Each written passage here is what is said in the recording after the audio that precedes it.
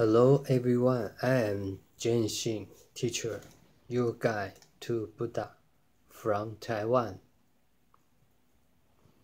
The four clear instructions on purity are absolutely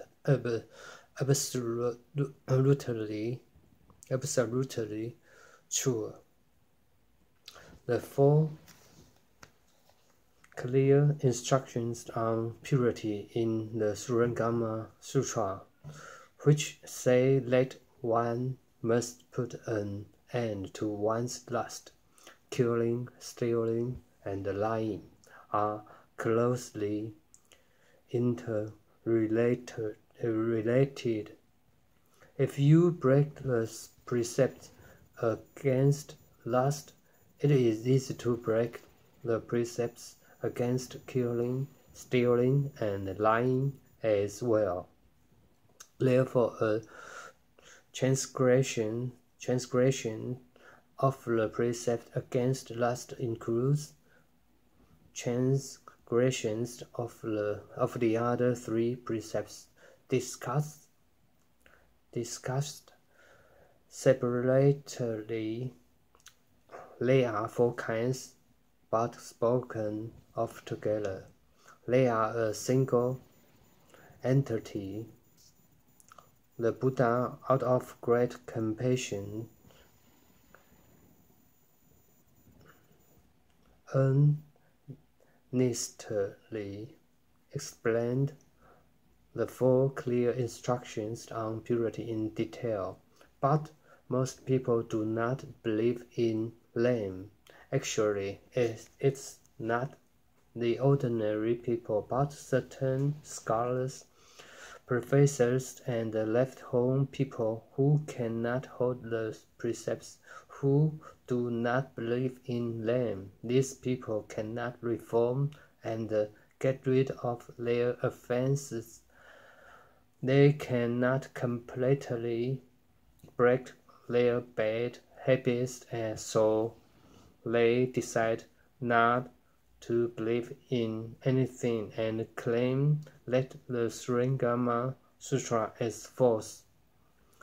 The Shurangama Sutra is one of the most important sutras spoken by the Buddha.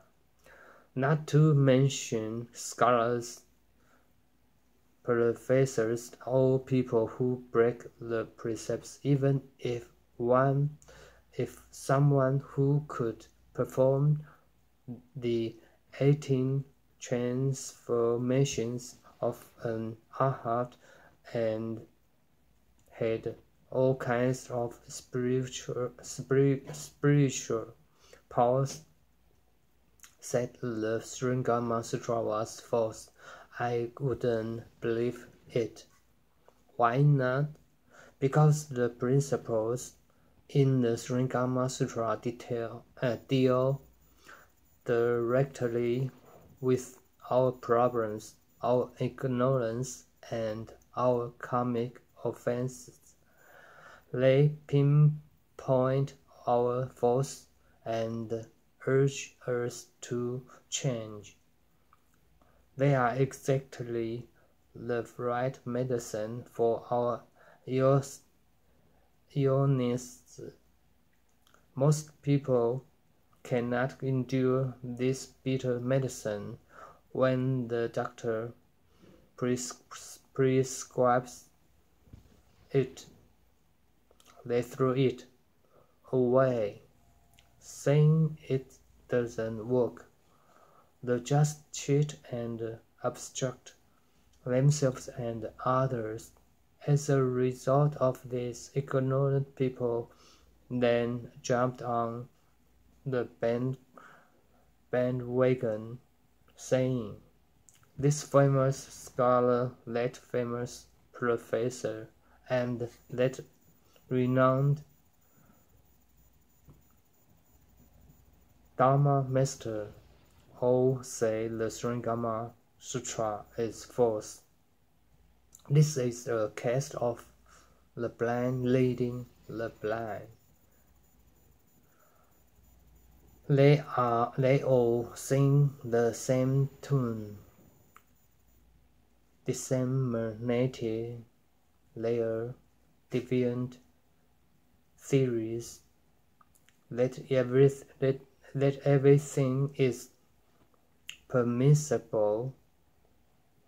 They say that Buddhists need not hold the precepts nor observe the 4 clear instructions on purity, nor pay attention to the 50 skandha demon states.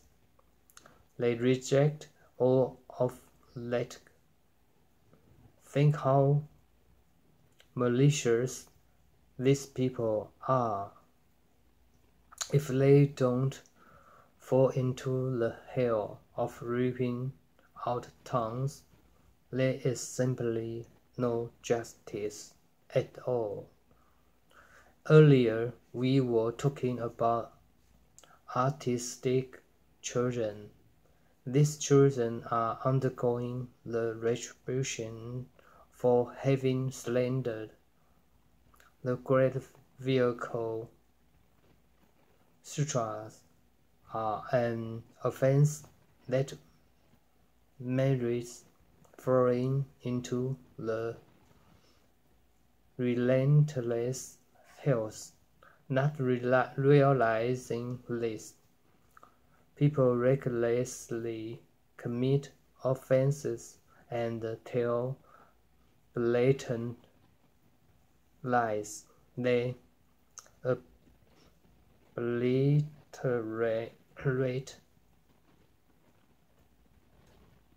their conscience and capabilities and kill their own intelligence and wisdom. How sad! In their past lives, autistic children slandered the great vehicle sutras and committed all sorts of evil karma with their eyes, ears, nose, tongue, body, and mind. And so now that they have become humans again, they have been born with this handicap, unaware of their own past deeds. They think their miserable retribution is quite fine. Don't use your false intelligence to disparage the Buddha's words. When a famous scholar, a well-known professor, or a great Dharma master denigrates the Buddha Dharma, he may influence countless numbers of people to lose faith. How great would you say his offense is? If his retribution is right, he may be reborn as a retarded child after hundreds of thousands of eons, but I believe he will undergo the retribution of being a mute forever. He has blinded and misled people too gravely with his words. Why would he utter such slander? Because he cannot abide by the 4 clear instructions on purity.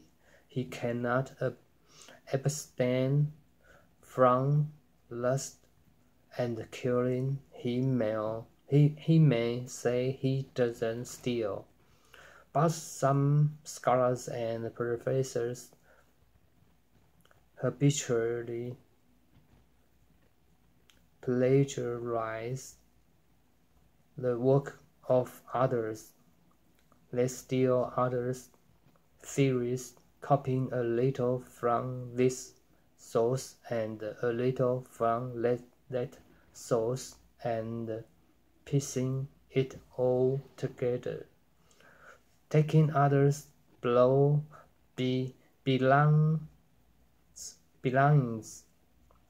is stealing to deceive students all day long is plain lying.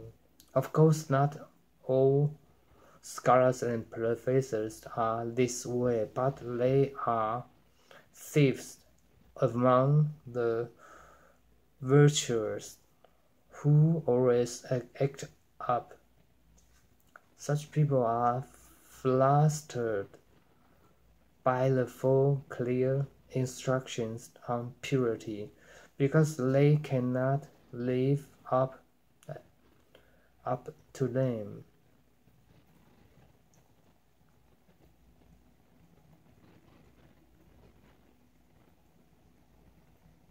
Because they cannot live up to them.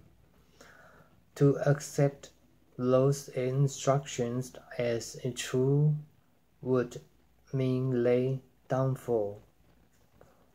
They would lose their position to conceal their weakness. They shamelessly claim that the Shurangama Sutra is false, but that claim is a tremendous offense. As it is said, when one passes into emptiness and denies cause and effect, thus gross and reckless, one invites calamities when they fall into the relentless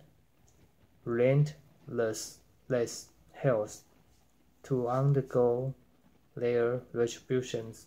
They will regret it, but it will be too late. A talk given on the evening of April 17th, 1983, at the City of 10,000 Buddhas. Amitabha.